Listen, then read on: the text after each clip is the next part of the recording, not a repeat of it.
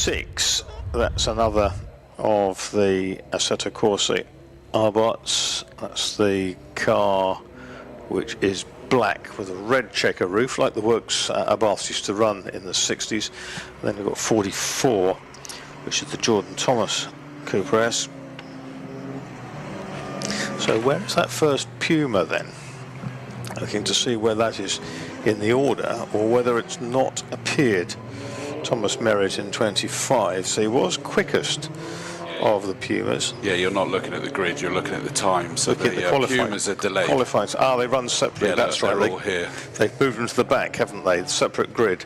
Okay, have that with me. So that's great. But so Merritt is best of the Pumas in 25. Rest of the Pumas: James Clare, Ian Howard, Richard Wheeler, Michael Wheeler, Sammy Jackson, Marcus Williams, Jackson Full James Carr, Stuart Senior, Daniel Sayers and Furman Edwards. So a really big field of Pumas, best we've ever seen. And it's a 35-minute race, not 40 minutes. I think 35. Everything is being cut by 5 minutes as we go through, because we need to be mindful of the curfew. And so yes, 2 green flag laps we're getting for these cars, unsurprisingly, especially in these conditions, added to by any engine fluids that have been ditched out there. So they're going to go around twice behind the safety car, 35 minutes. I'm not sure what that does in terms of the pit stop actually, but we'll keep an eye on the screen when it says that the pit window is open. It might still be at the 15-minute in point, which would take us to 20 left on the clock, but we will keep an eye on it once it gets going. So John Hammersley starting the 111 Sirocco at the front, the chairman of the Classic Sports Car Club, an absolute diamond gentleman without question, and cut him in half. And he definitely bleeds Classic Sports Car Club without question. Good to see him still out there racing as well with Nigel Tongue. Steve Berry next to him in that 666. Good that he's out there, because he had a bit of an issue in the BMW race a moment ago. Although I was hoping it was just a bit of flapping bodywork that he came in, because he did go back out and complete that race. Really different looking car, isn't it, that Mini Cooper Coupe? It is. You wonder how little rearward vision you can get from it with that sort of very squat roof. Shame that we've lost Andrew Marson in #1. Yes. Arbath, because that, I mean, to be up third on the grid is just ridiculous from that little thing, isn't it? Yeah, but he loves it slippery. True. We saw he was head and shoulders above the rest last year for much of the time. But he clearly the engine let go, didn't it? Because it was fluid all the way from Redgate down, and then he was parked up against the barriers. I was looking at those Pumas there, and I saw the yellow car is the is that the one that was formerly known as the Garoba car? Kind of Brazilian yellow with green and blue on it. I have to pick that one up. That was the John Glover car, wasn't it? I think Garoba is Japanese for Glover. I think that's what he told me last year. You and your knowledge of colours. There you go. And all that you were saying earlier as well. I'm impressed. Like I said, font of way too much knowledge. The Oracle. So the safety car takes it steady now up around McLean's, getting them all gathered up. This massive train of cars, isn't it, Marcus? I mean, it's great to see so many of them out there. It is, and it's a great reflection on the series. It's been bolstered dramatically by the Pumas, of which we saw kind of 5 or 6, I think, on occasions last year. I don't think we saw too many more than that at any point over previous seasons. Now they're obviously dropping further back from this gaggle because it is their own race, so they don't want to get involved with anything else. Thomas Merritt in that 25, that's sort of the colour of the Mondeo from British touring cars, isn't it? Was it the Rapid Fit Mondeo? Yeah. That's what it looks like, isn't it? So down towards Roberts comes this field. 35 minutes has already started, by the way, so on the second green flag lap the lap time had to start. So we're down to 32 3/4 minutes left on this clock. Safety car is going to appear any moment. Comfortably clear of John Hammersley, who has this field under his control now.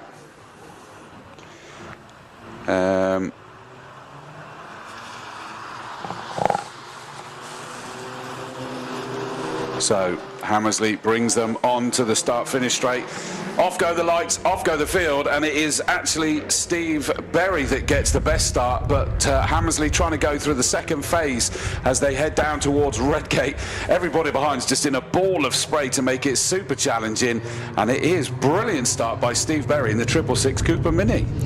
Yeah, absolutely, most impressive, and he had a gap of 4 or 5 lengths, leaving the corner. Here come the Pumas, but it's Berry, and then it's the Rob Audi TT in second place. Hammersley is in third. We've got a Clio up there in fifth, I can see. Best of the Clios. We're looking on the screen at this fabulous tussle for the Pumas, and whilst Merritt has just about got the lead. Oh, they don't have a stock of wing mirrors. Yes, because one's needed. And that'll be that tussle for second and third that we're absolutely side by side, and that is James Clare 100 is going to be one of them.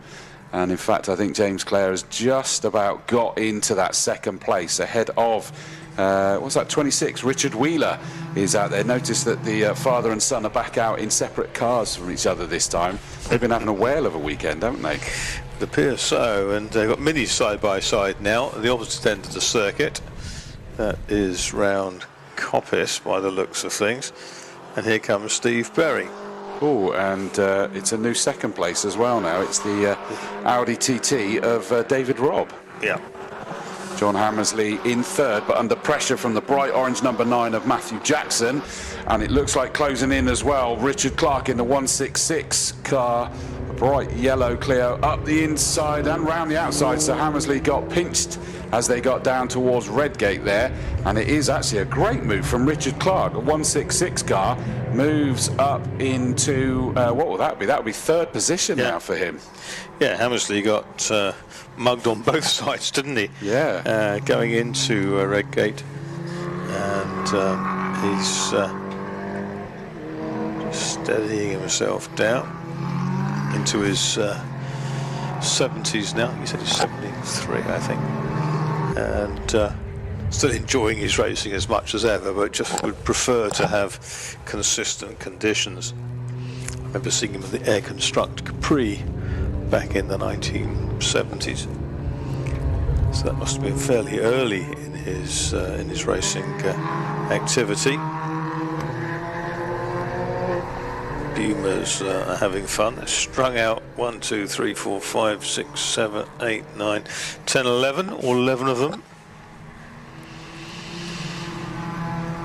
Yeah, that's momentarily settled down, but yeah, I suspect not permanently between all of those in that one make series. When the really quick turbo cars catch them, there'll be a Puma at every corner for about 2 laps. Yeah, very good point.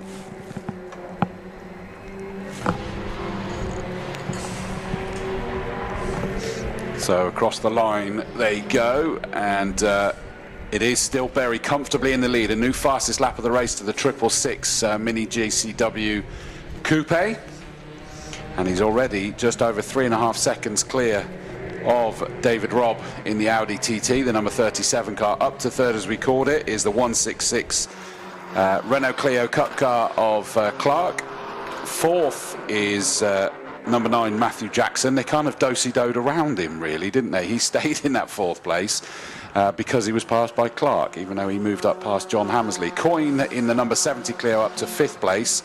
Hammersley in 6th in the 111 car. 999 Wortley in 7th place. Up to 8th goes the Tate and Scharfegger. Now, we don't know who's driving that one. I think it was Tate. It didn't. In fact, it only even had Tate on the list, I think, from memory. Yeah, Scharfegger added, I think. So we weren't aware of which driver that one was. Oh no, you're right on this one. It's one of the later ones that Scharfegger wasn't there, or somebody wasn't shown. Yeah, so Tate first in 159, Andy Tate, and then Patrick Scharfegger later. Chambers in 9th, 72.22. Hunt in 10th position at the moment. So still got plenty of fight. I'm keeping an eye on at which point we get the pit window open notification. It would normally be at with 25 left on the clock. So we'll see whether they stick to that or whether they sort of shift it backwards.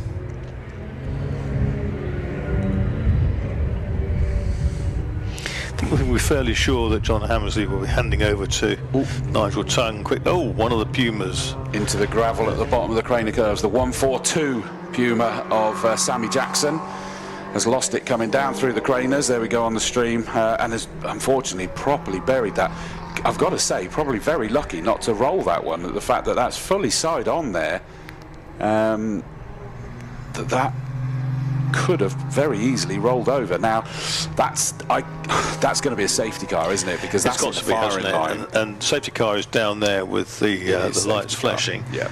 John Hammersley may find that his stint is cut short by this, and he can duck in and put our pole qualifier, Nigel Tongue, his son-in-law, into bat. Yeah. It's very possible, but then again, that depends if he wants to stay driving or not, although I'm not sure whether he'll be enjoying these conditions that much. It looks like he's not.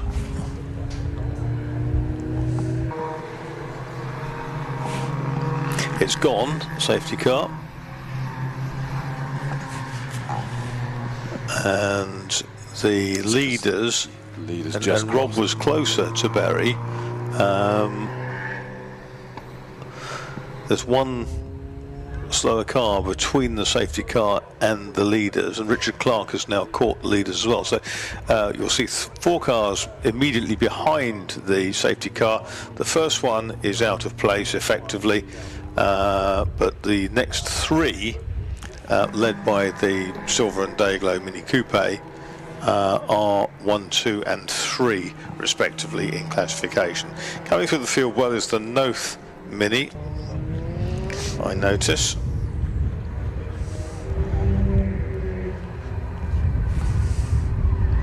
And that's Hunt, isn't it, who's up into the mid-pack from down the order. Actually, I've just seen the changes to the programme where all remaining races will be shortened by 5 minutes. In the 40-minute races, as was, then the pit window opens at 10 minutes, closes at 25. No change to the pit window. So hence the pit window is indeed now open, 10 minutes in.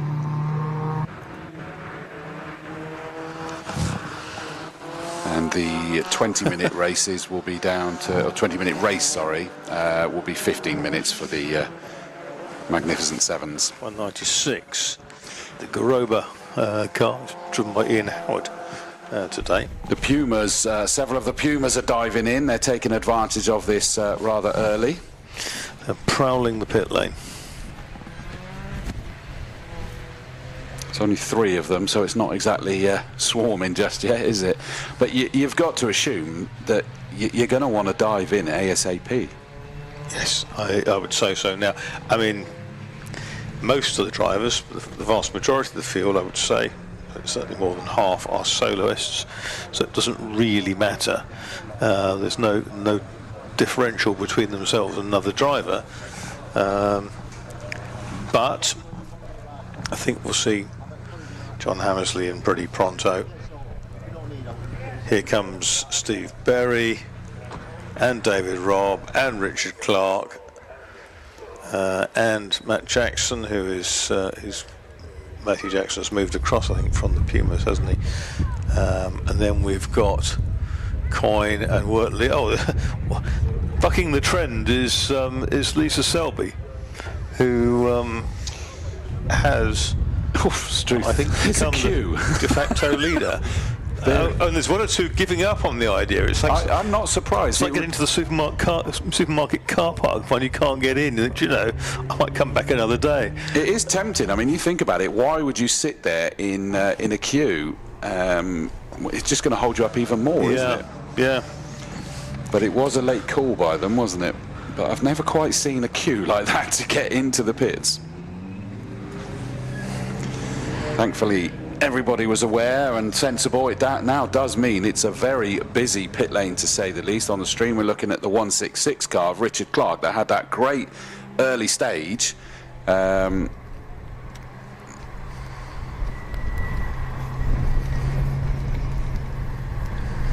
you, David Smitherin. He sent me a link that didn't work, but thankfully I have now seen it.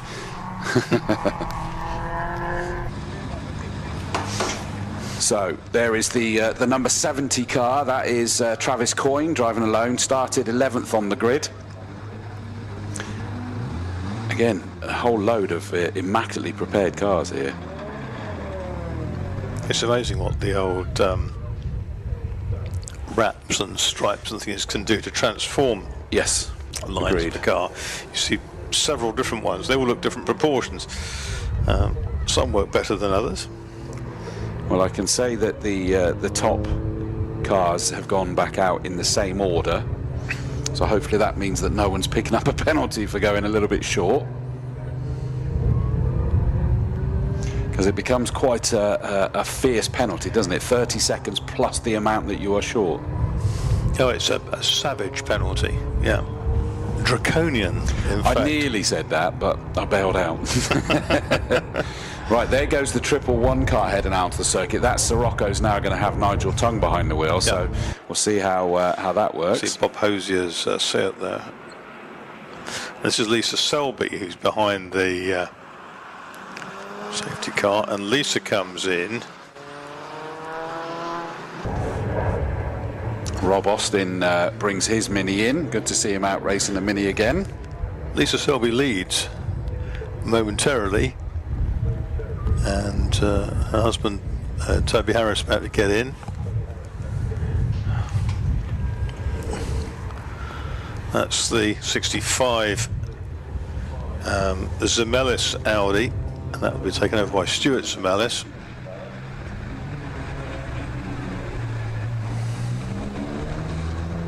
I'm trying to remember where the surname originates. I think somewhere like Latvia. Which one? Zemelis. Okay. Because I knew a Lithuanian, I knew several Lithuanians, and I knew an Estonian. And that surname is either Latvian or Estonian, I think. Victor Skurmans, the greatest Latvian race driver in the States back in the day, with a bathtub Porsche 356 from Warren, Michigan. Victor Skurmans.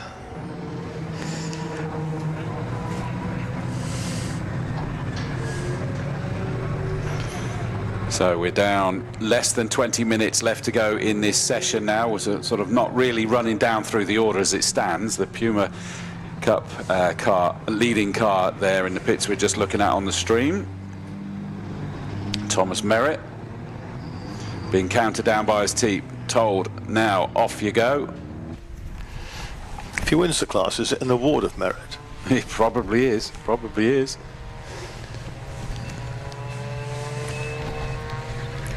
So, safety car lights are still on. Another Puma.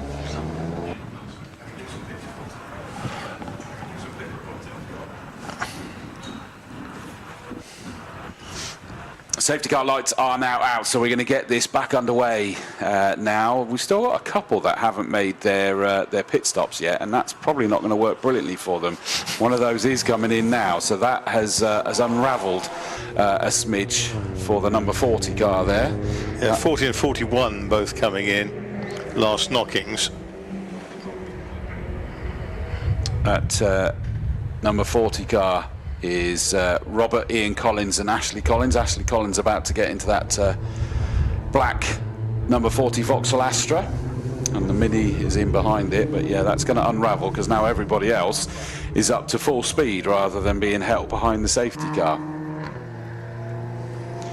But piling down through the Craner curves, we see our outright race leader before all of this happened, Steve Berry, 666, trying to get past the slower cars. The TT sat there in second place. And look at the Nigel Tongue, who's got a phalanx of cars, about 9 or 10 cars in front of him going into Redgate with that very rapid blue VW Sirocco. 7 laps down. Yes, Collins was momentarily in the lead, as Lisa Selby was last time, and then it was the car that hasn't stopped, which is the Warner and Tite number 2, Stephen Warner, Martin Tite, but that car hasn't stopped. You really wonder why. Yeah, interesting. I mean, I'm trying to remember. I think that the pit window will stay open to the end now with the safety car. In fact, it was 44. Thomas and Jordan had 41 on the window. I think it lost part of its number, so that came in. We'll see a bit more of a picture emerging. Steve Berry is back in the lead from David Robb and Richard Clark. Fourth is Matthew Jackson. Fifth is Warner and Tite, who are now in. So that's going to take them out of that. So the top 4 are as they were when they first went in, aren't they? Yeah. Same order. Yeah, exactly that. But mired in traffic, meanwhile, is Nigel Tongue. And there he is in the blue and orange Sirocco. And he's up into 12th place. But he's got a mountain to climb, because Matthew Jackson in 4th place was 9 seconds off the beam in his battle, and Hammersley and Tongue are almost 30 seconds away from that. Really? So they've lost a tremendous amount of time. Ooh. Nigel Tongue will make a lot of it up over the course of the next nearly 16 minutes, or the remaining nearly 16 minutes. But he's got his work cut out to, I think, impinge upon maybe any better than sort of just the back end of the top 6. Watching some great tussles going down through the Craner curves, as is so often the case. But the leaders sort of having a bit more comfortable. Interestingly, 2nd place Rob in the Audi TT, number 37, has just put in a new fastest lap of the race. It's only 2/10 quicker than Steve Berry, but they are getting quicker. I was looking at the TV pictures of the sweep down through the Craner curves, and I think to coin a phrase we used earlier in one of the interviews, it's not so much a dry line, but a less wet line, where the water's been thrown off that part of the circuit.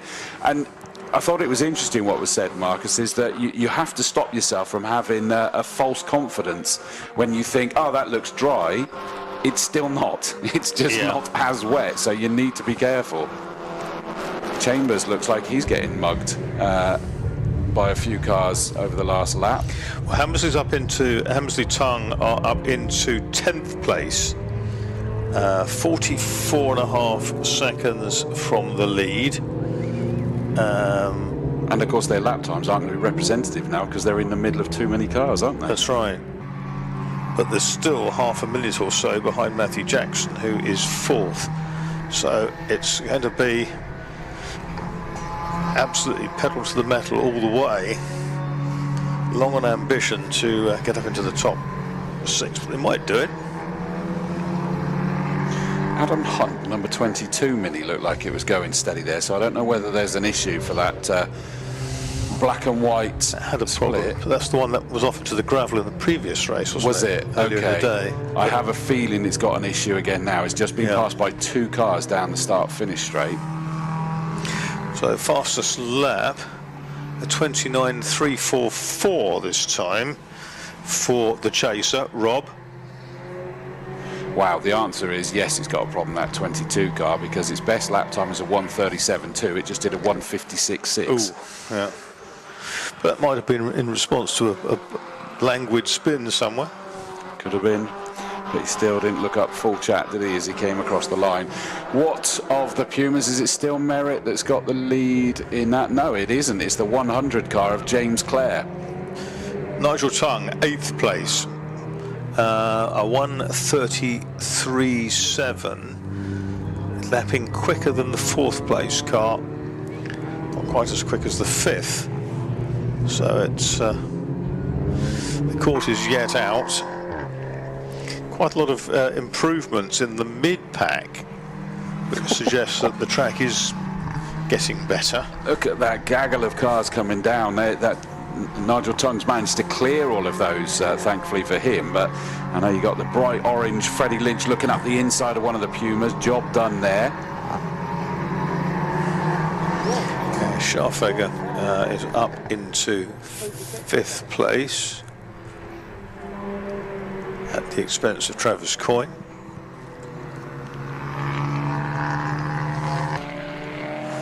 Here goes Matthew Jackson, the orange Fiesta. Now, we've got 2 cars off. Chambers is one of them, and now this is the left-hand kink as they make their way back towards the Schwanz, so through the Starkey's bridge section. I would suggest that one of the Minis and Chambers made contact. In fact, one car, and must have been a third, because another one has only just rejoined. Oh no, that is Chambers that has rejoined at the bottom of Schwanz Curve and is making its way. And we've got another one off into the same gravel trap that the Mini was in. Now, was that looked like that could be Rob's TT, you know. Red flag is out, so I wonder whether there's something being dropped down there. But one of the Minis in the gravel, I can't tell you which one it is yet, but the TT only just missed it at full speed across the grass and just missed the car that was in the gravel. So that was a very leery moment. And it just looked to me, in fact, there it is. I'm looking on the camera, our security cameras at the TT, and I'm sure that is Rob. That's at Schwanz, isn't it? It is. Just after Starkey's, Yeah, between Starkey's bridged up and, towards Schwanz.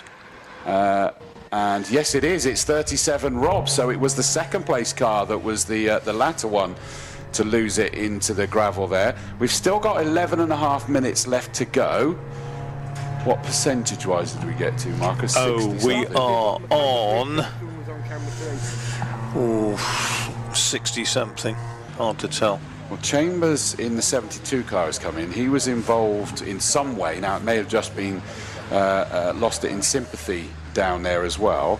But they need to make sure that there's not something excessively slippy down there. So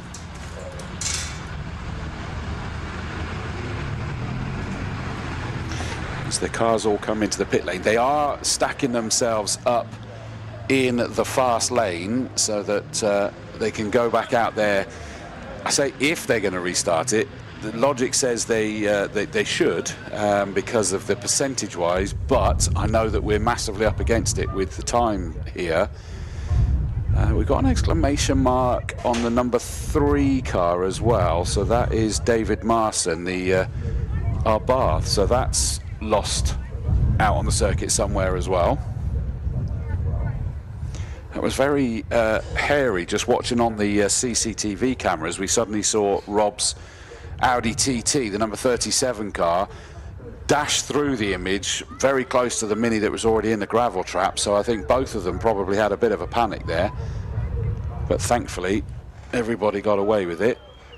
So yeah, you can see on the cameras they've got them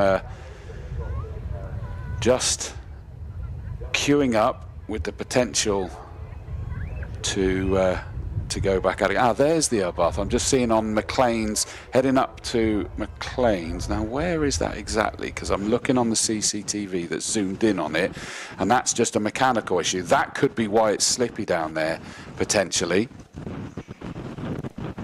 which we saw earlier. That could make it quite a challenge if that is the case, because we've had to treat the surface once already, and when it's wet like this, they have to be very careful what they're doing and really pay attention to getting it all neutralised.